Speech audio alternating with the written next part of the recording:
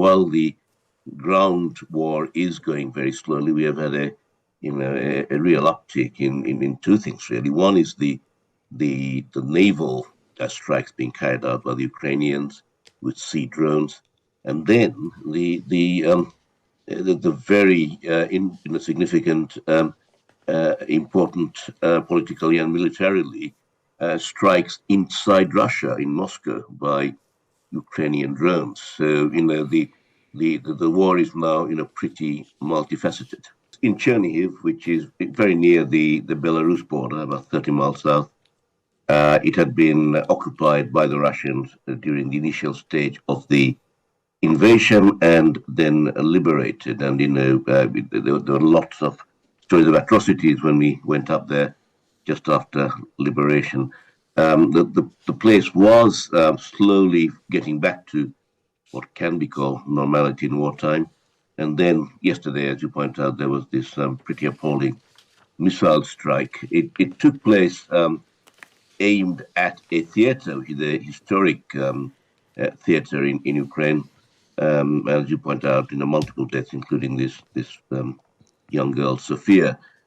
Now, the theater was apparently hosting a drone exhibition, and there have been clamor in social media as to why this was not kept totally secret. The organizers say that it was only some people were told just a few hours before the event.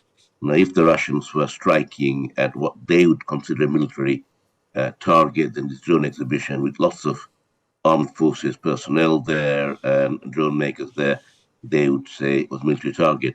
But it was also, yesterday was a Ukrainian Orthodox church holiday, a harvest festival holiday, and there were people, joining churches who were among the injured, and also, these private houses were hit as well. And then we have seen a lot of these attacks now, Callum, as you know. There's a certain promiscuity in the way the Russians are using drones, or in this case, ballistic missiles. So as the ground offensive goes very slowly, the air war and the naval war is picking up with dire consequences. Yeah. In terms of responses, the UN has called it heinous.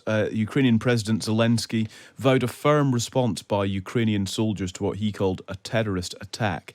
In terms of President Zelensky and the Ukrainian army's capacity to respond in these situations, how would you assess that, Kim? The counteroffensive, I should say, has been underway for several months now. What is the kind of broader assessment of Ukraine's fight back?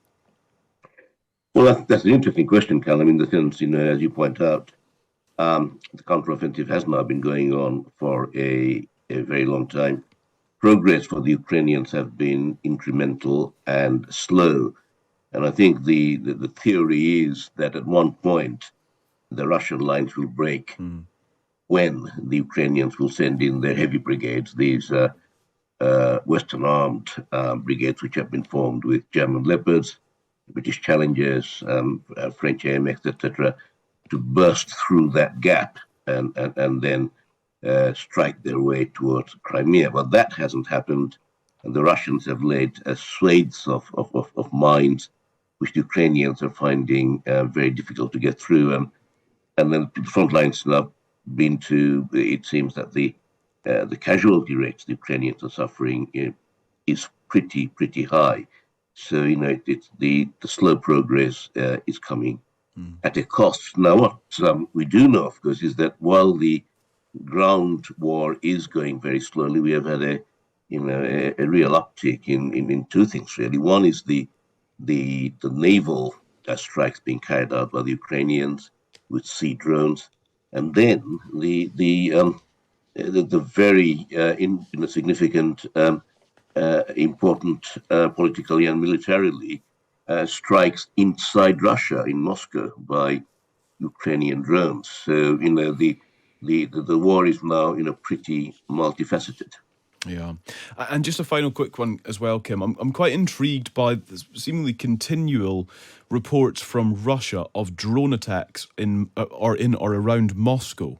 Russia's defense ministry reporting a flurry of Ukrainian drone attacks in the regions of Moscow, Novgorod to the northwest of the capital, and Belgorod that borders Ukraine. It said nobody was hurt in the attacks. This is from Reuters. But I just wonder, Kim, if you can paint any clearer picture on Ukraine's, on what is alleged to be happening here, which is that Ukraine is kind of straying into Russian territory and attacking around Moscow. Well, Callum, I mean, this is very much now it seems to be Ukrainian tactics. And President Zelensky had said that the Russians will know about the war, and the plan is to take the war home to Russia. So Belgorod in the border, where there's been drone attacks and also been land incursions by Russian exile militias, but more strikingly, the attacks on Moscow, which have were isolated at first, but there now seems to be one or two almost every week. And from what little we know, these are not drones which are flying all the way from Ukraine, or certainly not most of them. They appear to have been launched from Russia, inside Russia, not very far away from Moscow, judging by the capacity of some of these drones.